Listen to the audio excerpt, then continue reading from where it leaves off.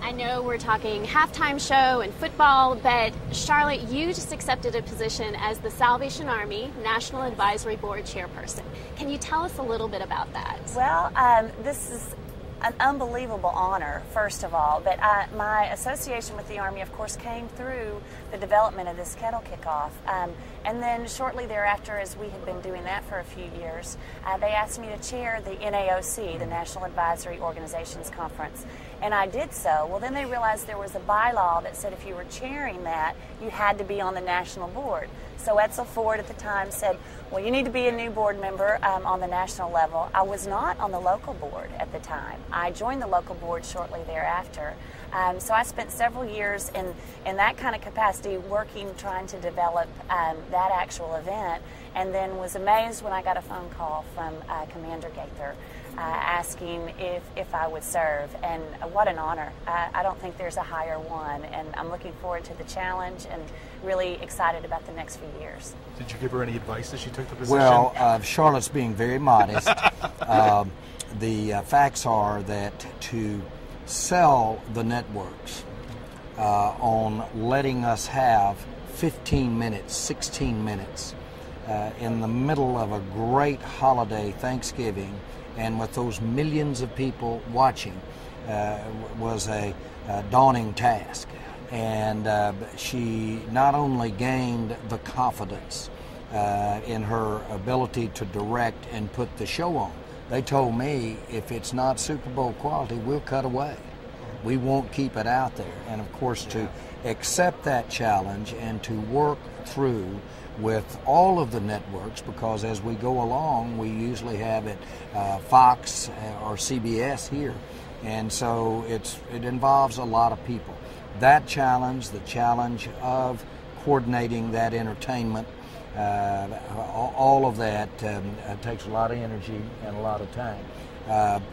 We went to New York when she and her mother, Jean, talked about this idea. We went to New York, and I went up there, I want to tear up here, but went up there with a daughter, and right there, as she was talking to Dick Ebersol about this halftime and really selling him on it, it just changed right there before my eyes.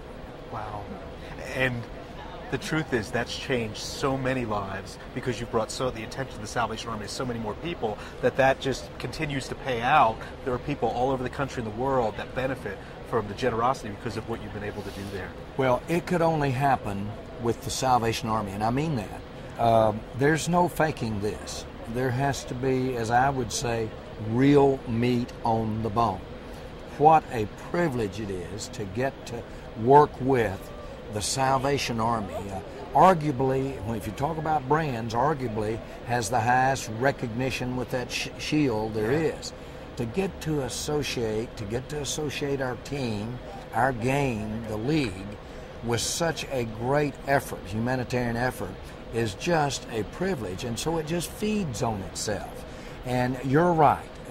I don't know if it's misplaced or not, but all the visibility that games have, sports have, all of it that we have on Thanksgiving Day, to get a chance to really recognize real heroes and the people that really help people is a privilege and inspiring. Speaking of the game, and Christy and I are huge NFL fans, tomorrow you've got the New Orleans Saints, last year's Super Bowl champions. What do the Cowboys need to do to win tomorrow? Well, first of all, they got a great coach and a Super Bowl winning coach. And we really need to keep our eye on the positive things. It can happen. It's happened to me personally in the mirror. When things start going the other way, in a negative way, all of a sudden, everything you think about, you have, well, a negative thought. Just as when it starts the other way, then it's a positive thought. Well, our team is taking baby steps. Mm-hmm. We're a talented team, picked to be one of the Super Bowl teams. Yep. But it shows what confidence, it shows what feeling good about yourself, about executing and taking pride in your practice. All of that starts building in a positive way. I've talked to coaches all over sports, and it's as real as the feelings you and I have when we're having tough times. Yeah.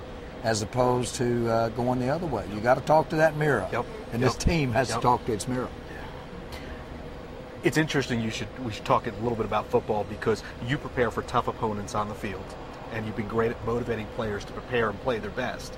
In emergency management, we prepare for disasters, hurricanes, tornadoes, and floods. If you were going to motivate disaster workers in the emergency management community, what would you both tell them? Well, I think that for us, especially as it parallels to football, that it is, you never know what the day is going to hold. You're having to face the unexpected every day. And I think because their heart's in the right place about wanting to help people, that they can draw on that strength and that compassion and that energy, that they know that they're prepared, they're ready, whatever it comes in whatever shape and form. You practice all that you can, but then you have to react. And that's what's so great about the Salvation Army, is that they're already there when the disaster hits. Then they just react because they know how to do it. And they're so successful at it, and that's what makes us love the Army so much.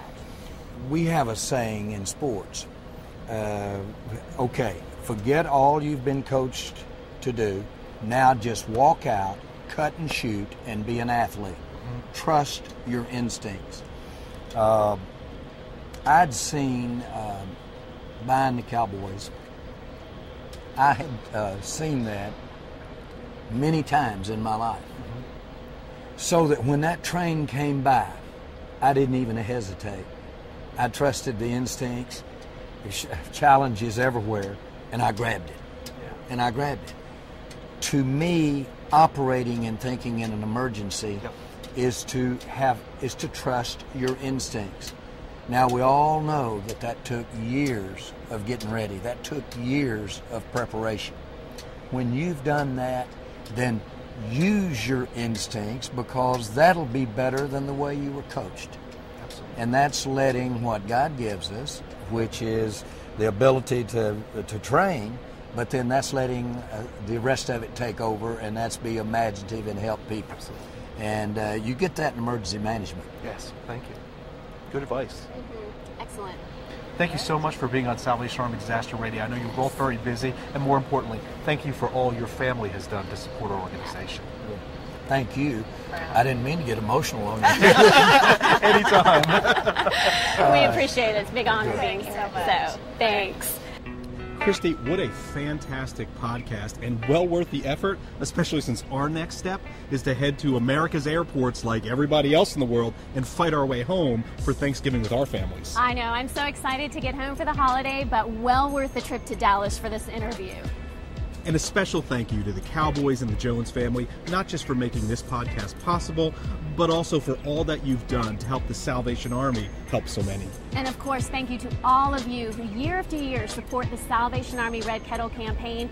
The money goes to people in need, and we all appreciate it so much. From all of us at the Salvation Army, Happy Thanksgiving!